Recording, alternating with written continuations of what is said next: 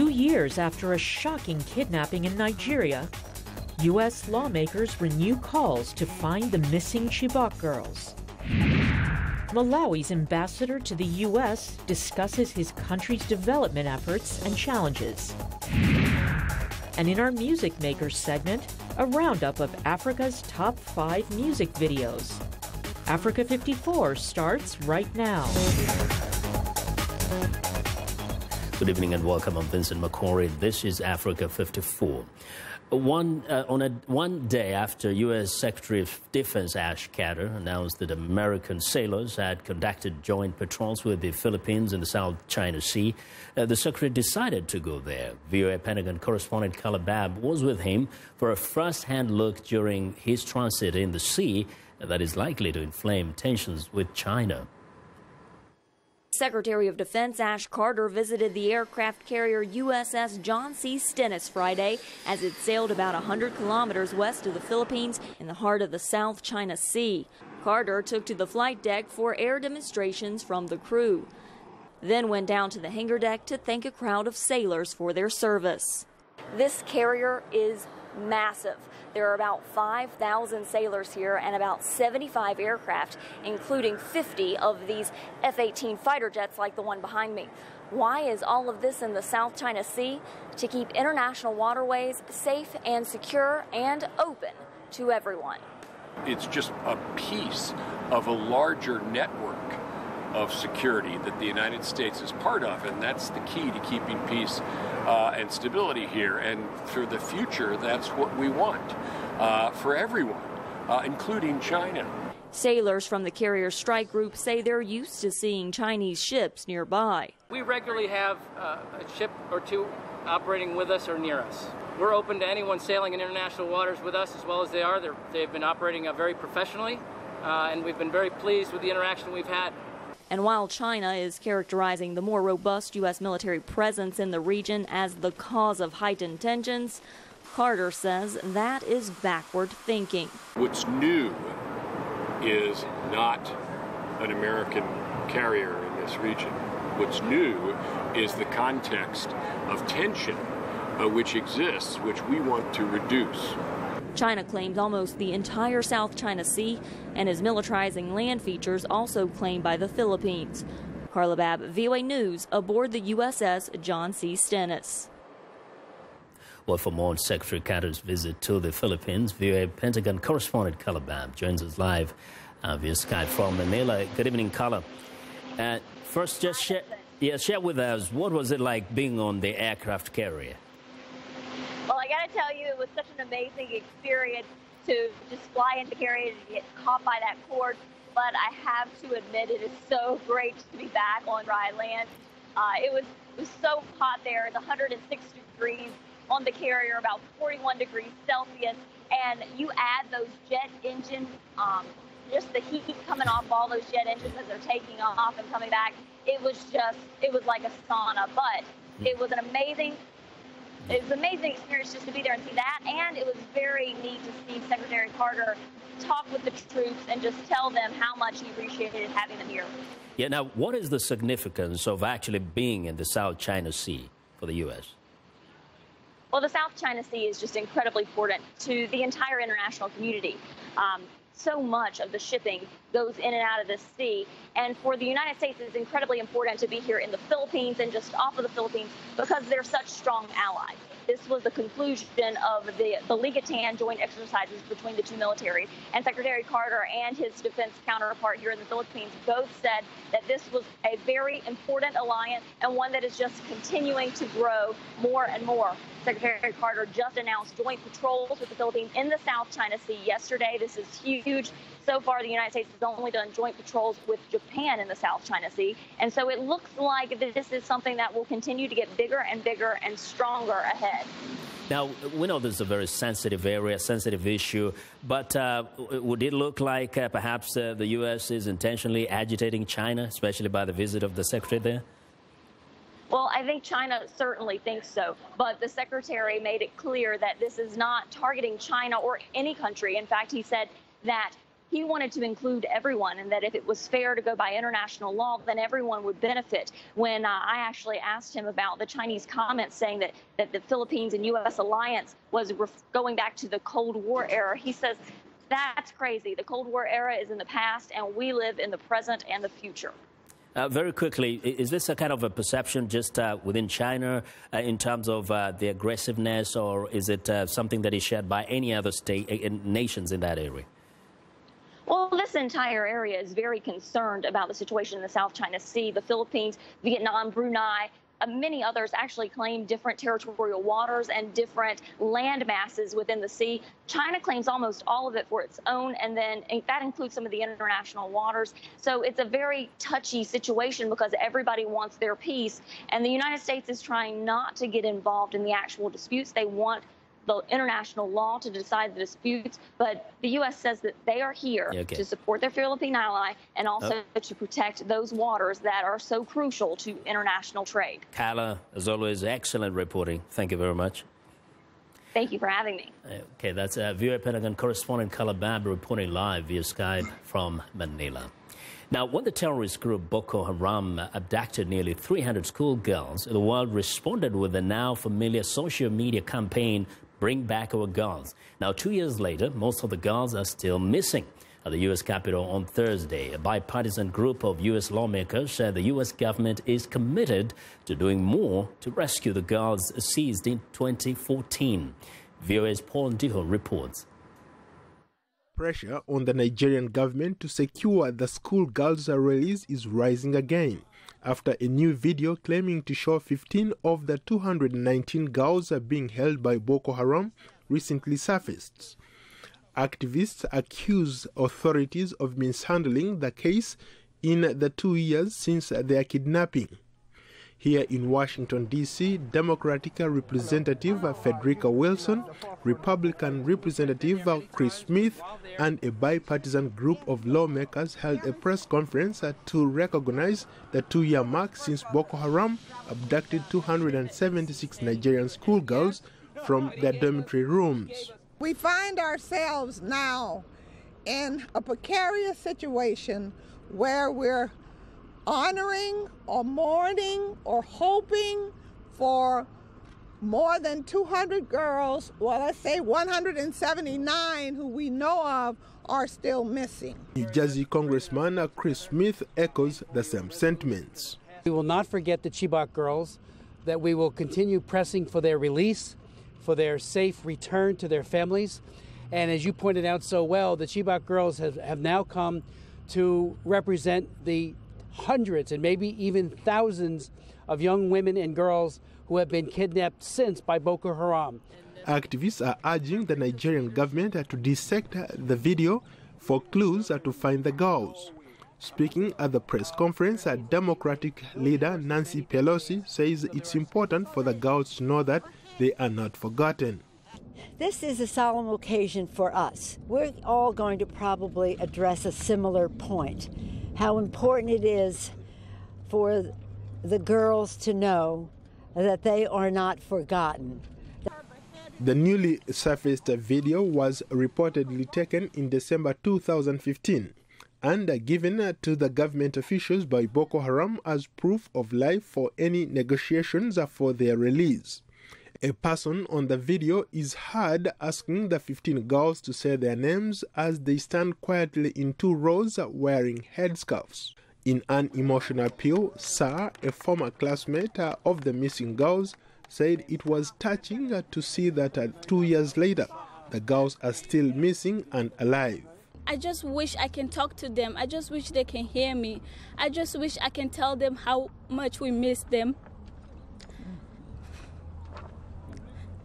And I just wanted to tell the world today that let's not give up. Let's not forget about these girls. Let's keep praying for them. Nubwa Gazina, one of the girls who survived being captured by Boko Haram, watched a video published by CNN. She says she recognized the girls in the video and her friends were among them. With the girls that I mentor and I'm with, they did recognize all of them and they did say all their names. They said that they knew them and they bursted out into tears, and it was all emotions, even seeing the parents too. I spoke to my parents back home and they said, yes, that is true, like those are the girls, the Chibok girls.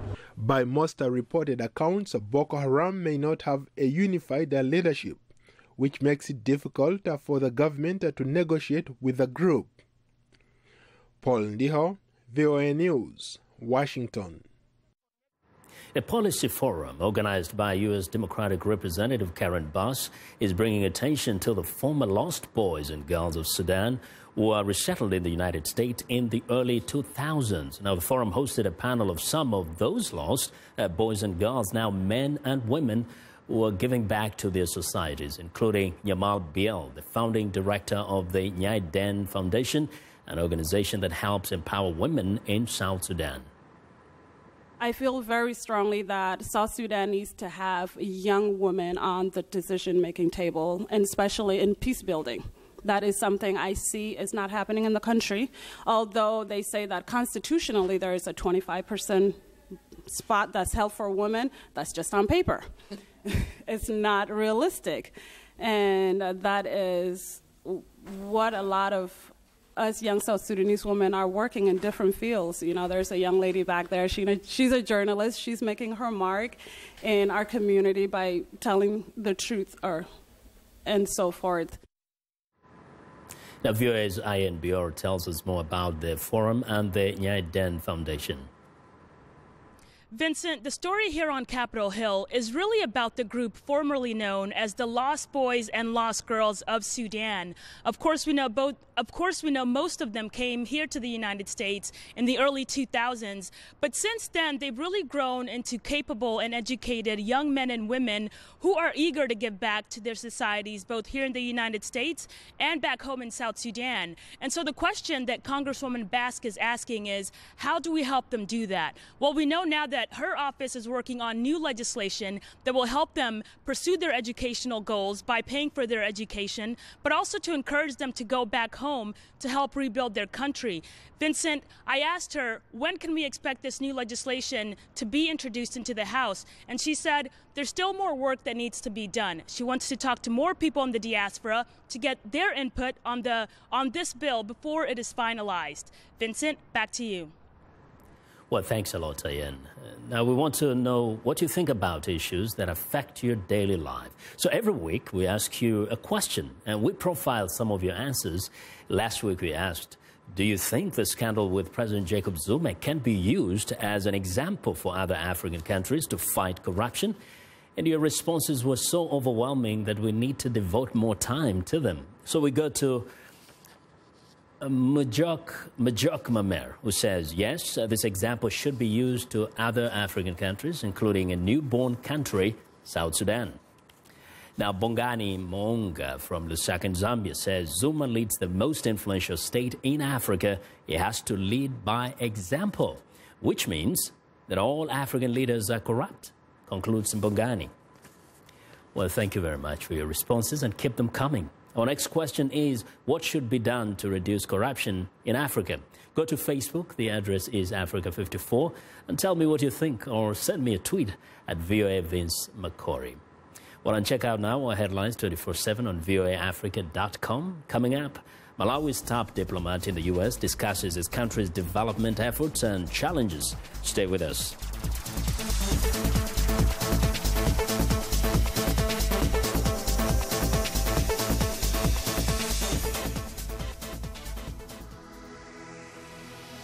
My name's Carla Babb, and I work the Pentagon Beat. That access helps me to do better stories. Every day, it's my responsibility to collect all of the defense news. It keeps our VOA viewers informed.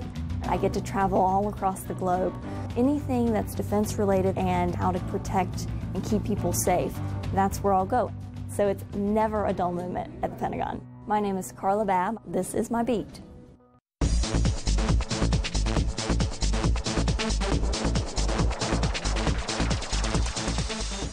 Welcome back. Now, the UN Refugee Agency says it will begin relocating 10,000 Mozambican refugees to better facilities inside neighboring Malawi. Refugees fled to Malawi in a bid to escape renewed fighting in their homeland.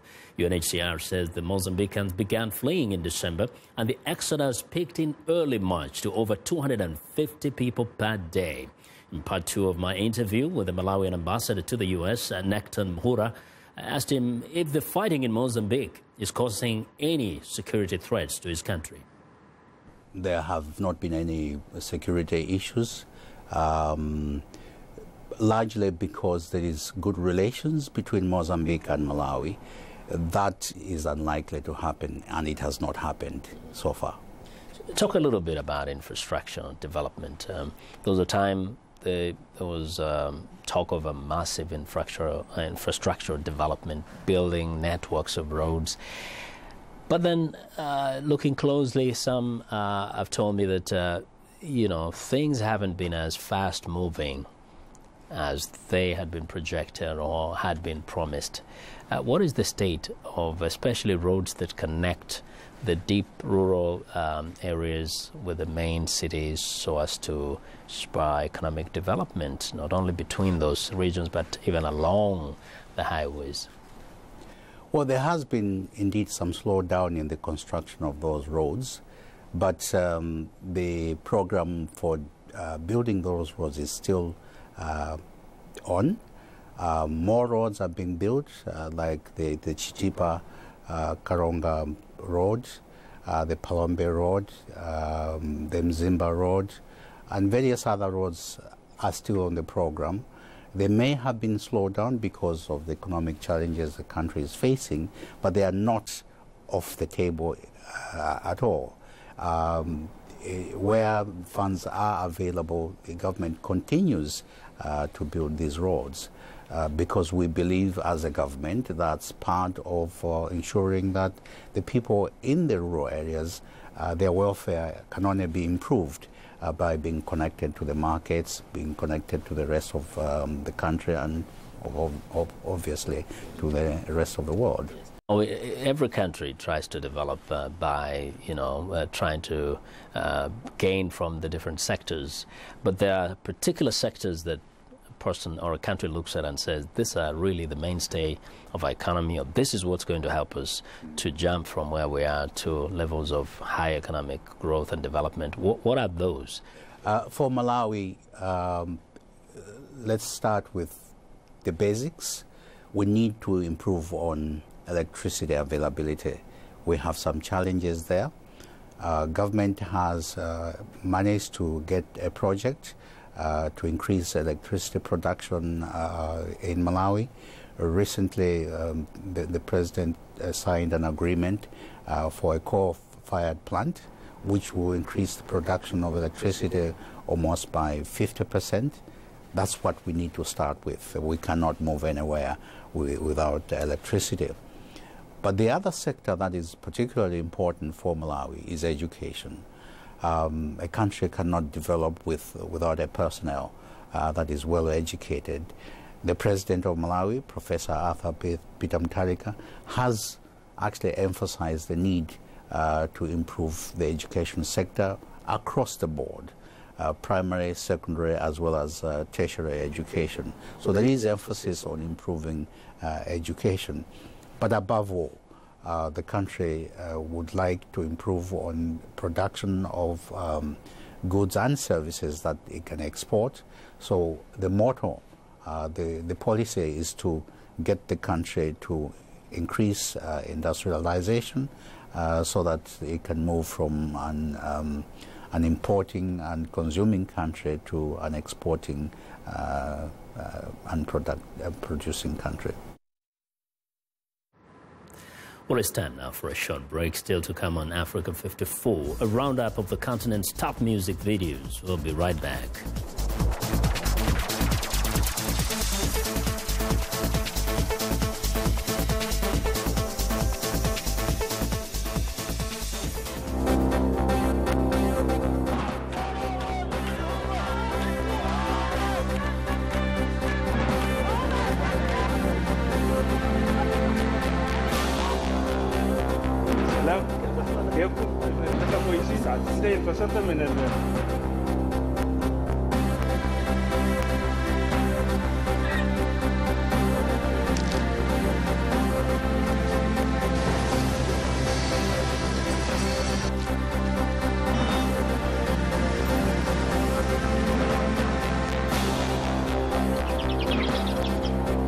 We are very close to peace. We, as countries, as embassies, we are eager to open our embassies. وأنا حبيت أن نوصل هذه الرسالة معنا.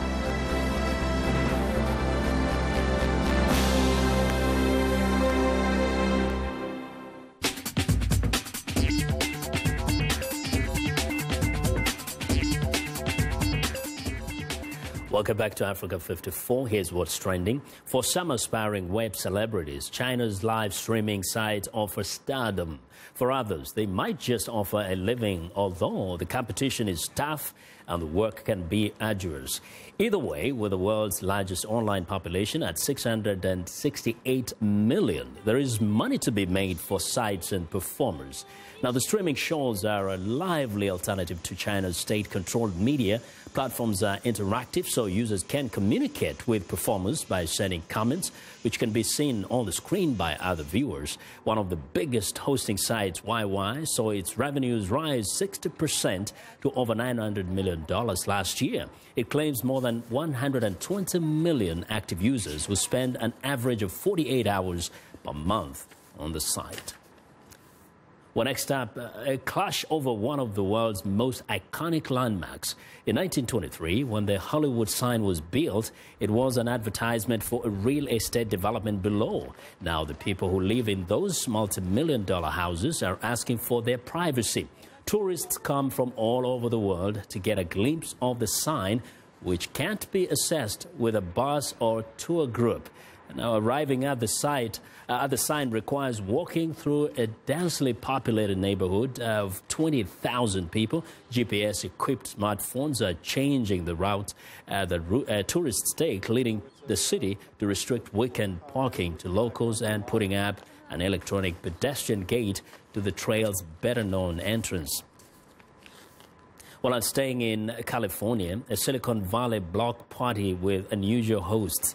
This gathering in San Jose is part of the celebration of National Robotics Week, where more than 20 companies are showing off their latest robot offerings. And now the host includes a foldable origami robot for kids, biologically inspired by cockroaches. A SoftBank showed off a humanoid companion robot, Peppa, which can dance, sing, and have conversation with users. There is also an automated production line for sandwiches. The bread goes through a mini robotic production line where sauces are added and salad is chopped. Most of these robots will be available for purchase by the public later this year. That is what is trending today.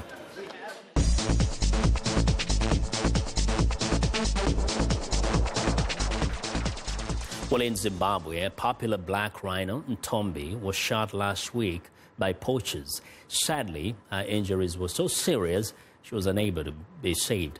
Now, viewers Caroline Turner has more. Ntombi, an endangered black rhino, was shot and severely wounded by poachers in Zimbabwe's Matopo National Park last week. Sadly, authorities were unable to save the animal, and she was put to sleep. The Zimbabwe Parks and Wildlife Management Authority said in a statement the rhino had AK bullet heads in 3 of her legs and bullet wounds in her right shoulder. She was immobile and unable to walk to access food and water. Her front leg was broken and she was unable to bear weight on it. Ntombi's calf, who was recently weaned, has not been seen since her mother's death. The park, which is a UNESCO World Heritage Site, has one of the largest concentrations of black and white rhinos and an intensive breeding program. Ntombi was part of a groundbreaking genome sequencing project by scientists in America that seeks to save the endangered species. A report by the Lowveld Rhino Trust said 50 rhinos were killed by poachers in 2015 in Zimbabwe, more than double the previous year's total. Black rhinos are on the World Wildlife Fund's critically endangered list, with a remaining worldwide population of about 5,000. Zimbabwe's current population of both black and white rhinos stands at just over 800. The mandatory sentence for rhino poaching in Zimbabwe is 9 years imprisonment. Carolyn Turner, VOA News. High protein.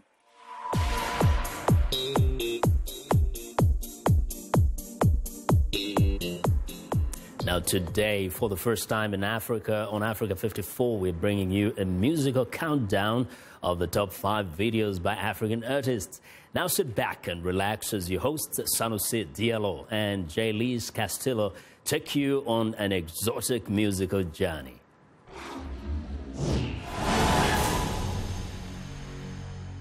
Welcome to VOA's African Hit. I'm Sanusi Diallo. I'm Jaylise Castillo. Now let's go to the countdown of the top 5 video of the week. Number 5 this week, we have Serge Beno with Mawa Naya.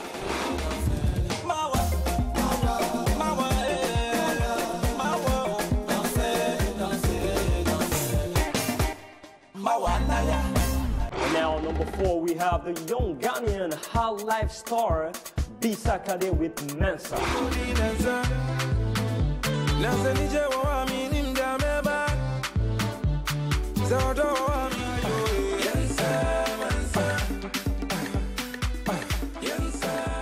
Our number 3 video is from Congolese singer MJ30 in Molasso.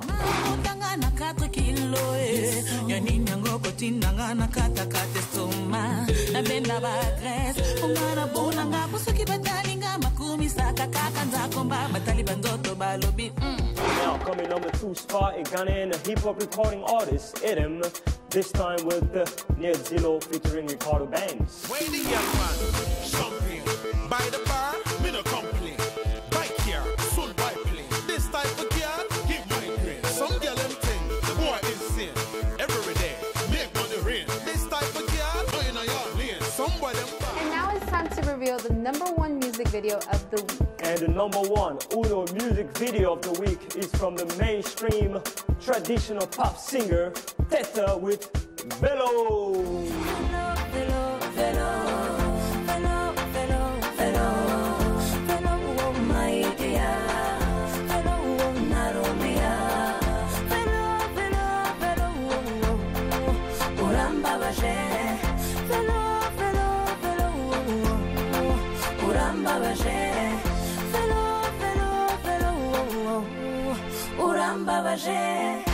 And that's all for today. Make sure to follow us on Twitter, Facebook, and Instagram at VOA African Hits. And once again, thanks for watching. We'll see you next week.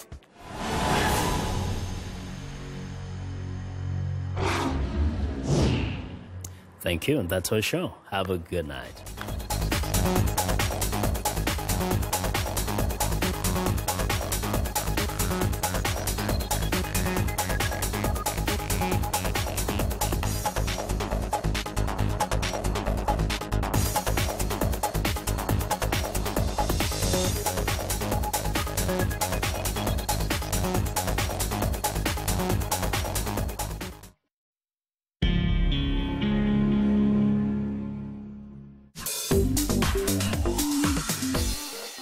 Welcome to English in a Minute.